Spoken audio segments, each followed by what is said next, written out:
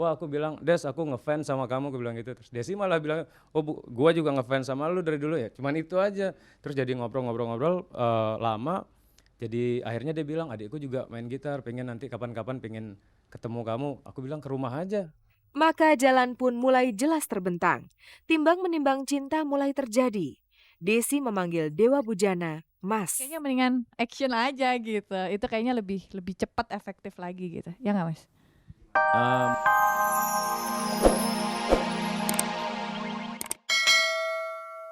Tapi itu takkan lama jika Anda sudah menemukan cinta yang baru. Demikian pula yang dialami oleh Desi Ratnasari. Setelah perkawinan yang berantakan, kini ia mulai menemukan cinta yang baru pada diri Dewa Bujana, gitaris Gigi. Pemirsa, sudah lama orang menduga-duga ada hubungan spesial antara Desi Ratnasari dan gitaris Gigi Dewa Bujana. Dugaan itu benar. Sejak Februari lalu, dua orang ini mulai menjalin kasih. Mulai Februari kan dengan rame-ramenya kita memang udah saling berkomunikasi gitu. Justru berterima kasih juga karena berita-berita. Tapi sekarang yang lebih intensif lagi mungkin sekitar 17 Agustus 17 Agustus biar gampang diingat. Ya kayak gitu lebih intensif lagi gitu. Terus jalan bareng gitu loh. Maka hari Senin pekan lalu, Desi dan Bujana secara terbuka menyatakan mereka pacaran. Saya maupun Bujana sejauh ini berusaha untuk menjajaki dan lebih mengenal, entah itu lewat komunikasi, entah itu lewat pengertian kita tentang karir masing-masing, tentang cara bersosialisasi kita masing-masing, tentang kehidupan kita sehari-hari, tentang bagaimana keluarga kita, tentang bagaimana keluarga Mbak Bujana. Dan yang paling penting adalah dengan sejalannya ini, mungkin orang akan bertanya kapan jadiannya, kapan kawinnya, kapan ini segala macam, itu pasti akan selalu nyari pertanyaan-pertanyaan seperti itu. Saat ini yang bisa kami beritahu adalah seperti itu, karena pasti besok-besok pasti akan ngelihat kita jalan bareng, besok akan ngelihat kita ke acara apa bareng gitu. Dan yang jelas adalah bahwa sejauh ini saya yakin Bujana setia pada saya gitu. Dan Gitu saya juga kayaknya sebaliknya lah pasti ya. Pastilah. Oh gitu ya. Iyalah. Tos dulu dong.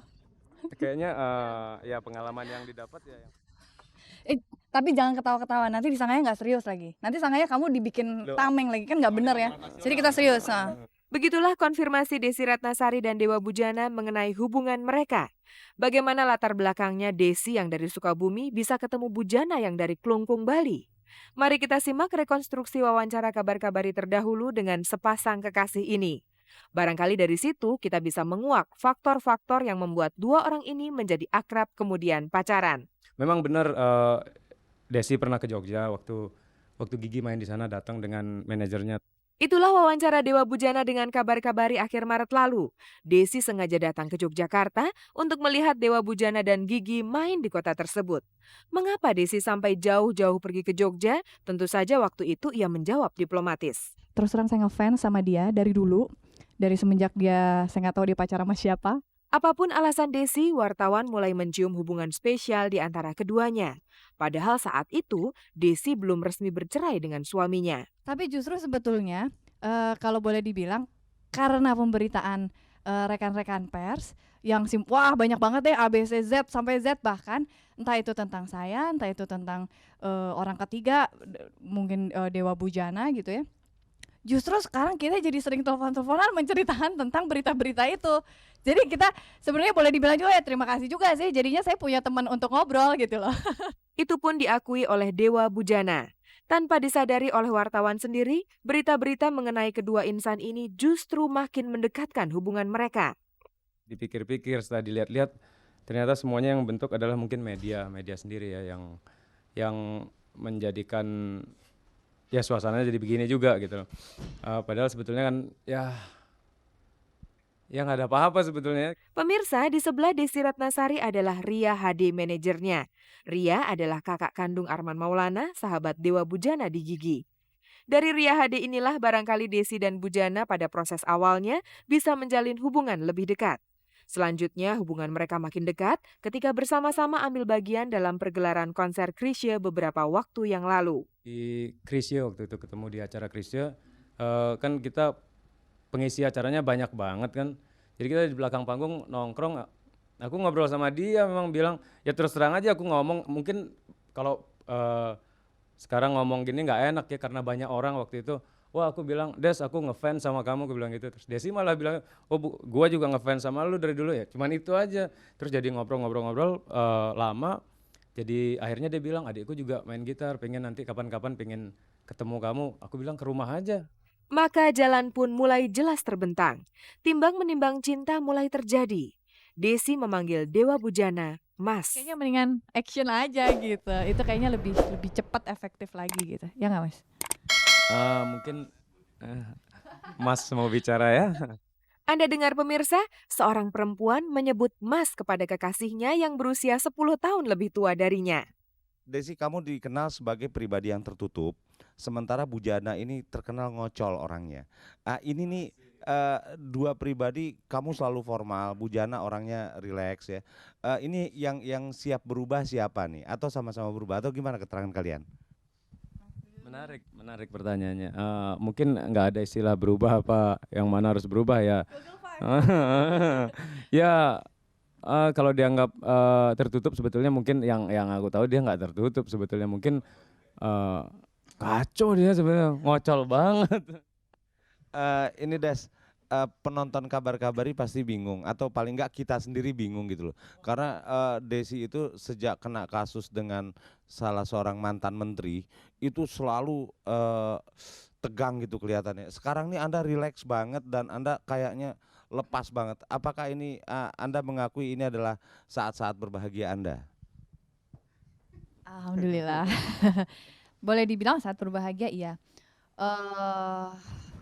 Banyak banyak tekanan banget ya, tekanan dalam arti dulu juga sebetulnya udah selesai, tapi masih banyak orang yang nyari terus gitu masalah itu, sampai kadang-kadang saya sendiri bingung atas dasar apa ya berita itu ada. Sampai pada acara 40 harian Teh Nita juga, ya saya sebagai manusia juga ada punya emosi ya, punya rasa kesal gitu, punya rasa kecewa. Lu nggak bosen-bosen gitu, mungkin tersurat dalam ucapan, tersirat dalam bayangan. Maksudnya dalam muka saya mungkin kelihatan udah mulai kencang gitu ya.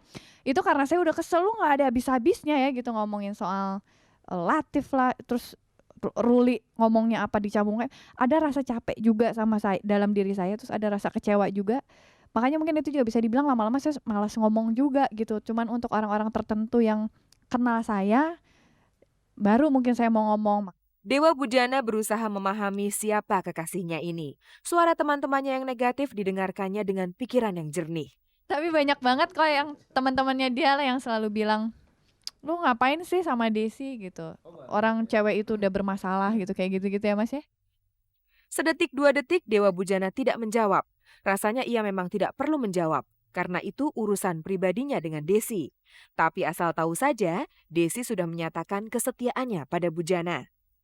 Sejauh ini sih saya dalam cukup setia ya, saya cukup setia kalau udah satu gitu, sebagai apapun.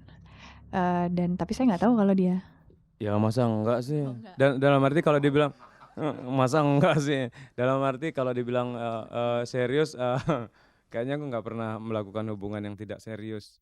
Kalau begitu, mari kita lihat sejauh mana janji setia sepasang kekasih ini.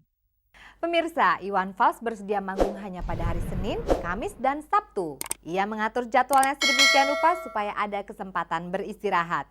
Banyak yang berubah pada diri Iwan Fals. Ia sudah berhenti merokok dan berlatih karate lagi sebagai olahraganya. Pemirsa, gambar ini terjadi hari Kamis lalu tanggal 14 September saat Iwan Fals pentas di Bandung. Hari Senin dan Kamis, itu memang sudah disepakati sebagai hari Iwan Fals bisa manggung.